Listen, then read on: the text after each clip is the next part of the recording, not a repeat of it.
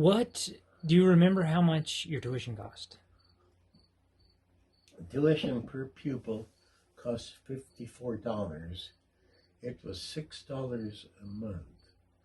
If you multiply 6 times 9 months, that's $54. There were 5 of us in the school at the time, so you do the math. 54 times 5 is $270, which was a lot in those days. Now we didn't have scholarships or loans. There was nothing that that could be awarded to us.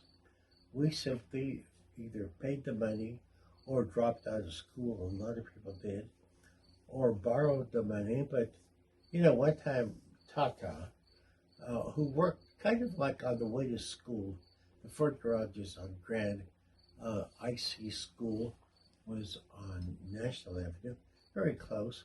But he handed me a check for $270, which covered the tuition for all 5 of us. So we were paid up for the year. But I don't remember how they figured that amount, because I thought even in those days that they would give family discounts. I thought that if you have 5 children in school, that they would charge you only for 4. Maybe they did, but the check that I saw that Tata had written was for $270. Now, I believe the state of New Mexico had some kind of deal with the public schools, the statewide public school system, wherein a lot of the things that are provided you are provided free. I think maybe the Catholic Coalition in New Mexico got on bended knee and pleaded with the governor to give us some help, because tuition didn't cover it. Tuition would not pay for the rent or the heating. There was just a whole lot of things. We had to supply our own paper that we would write on, our own pencils. But, I really doubt, I slightly doubt the amount of tuition we paid. $270. That's a lot of money, because I don't think my dad earned more than $40, $50 a week. He worked very hard, and as I told you earlier, he spent a lot of time at the office.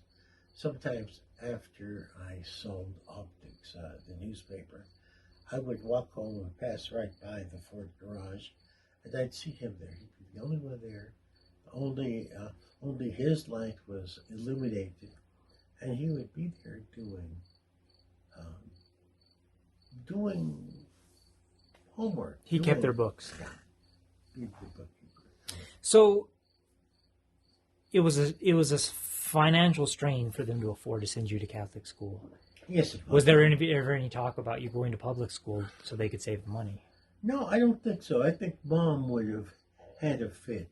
Now, she let Dorothy go to a public school Because she wanted to? because she wanted to. Dorothy, I think, had her eyes wide open earlier than any of us, because she said if they have band, they have chorus, and they have athletics.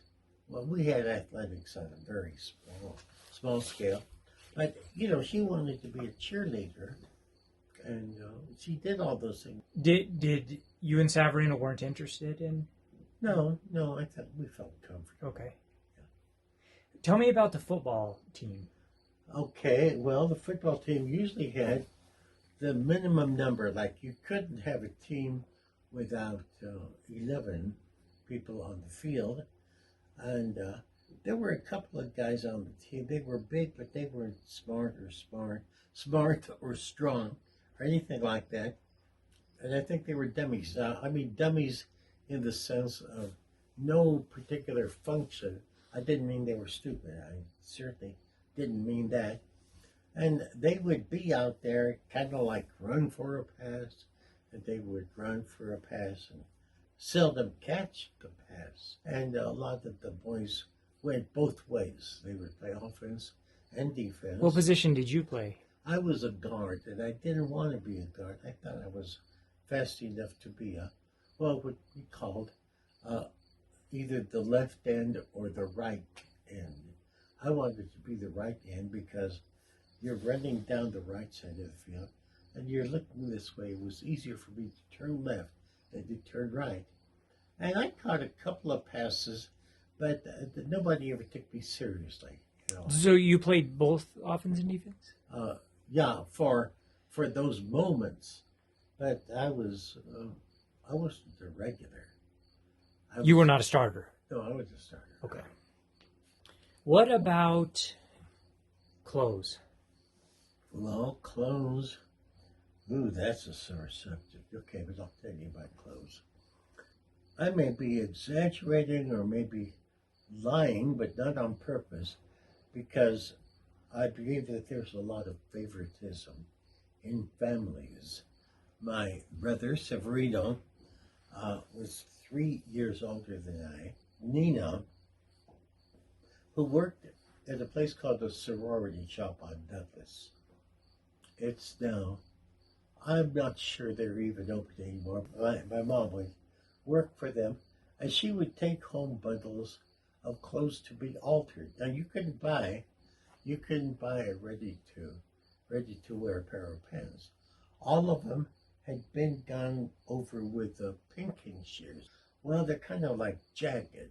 They are at the bottom, and that tells the seamstress, the Nina, that you could sew or cover it up somehow. You could make a seam, and that's what she was very busy doing those things. It wasn't an official job. Do you know how much she made? Well, I think she charged $1 a pair of pants, which was not. Well, I think it was fair, because it would take her an hour to do that, and so $1 an hour was a fair wage. yeah. Now, if people Now, would this have been in the 40s? Yeah, it was in the 40s. And if people wanted to take the pair of pants home with the little jig-jags at the very bottom and do it themselves, they were free to do so. It cost $1 to do it. And if they wanted to do it themselves, then they wouldn't get charged that $1. Either you do it or we do it, but the price is $1.